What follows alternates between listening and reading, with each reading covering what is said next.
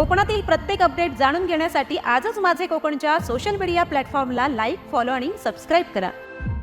राजापूर तालुक्यातील पेंढखळे येथे महावितरणाचा अत्यंत मोठा आणि गंभीर निष्काळजीपणा समोर आलेला आहे। लाईन दुरुस्तीसाठी विद्युत पोलावरती चढलेल्या अनिकेत परवडी या तरुण वायरमनचा अचानक वीज पुरवठा सुरू झाल्यामुळे जागीच दुर्दैवी मृत्यू झाला। सायंकाळच्या वेळी ही एक भीषण घटना घडली असून यामुळे संपूर्ण परिसरात संतापाची लाट उसळलेली आहे।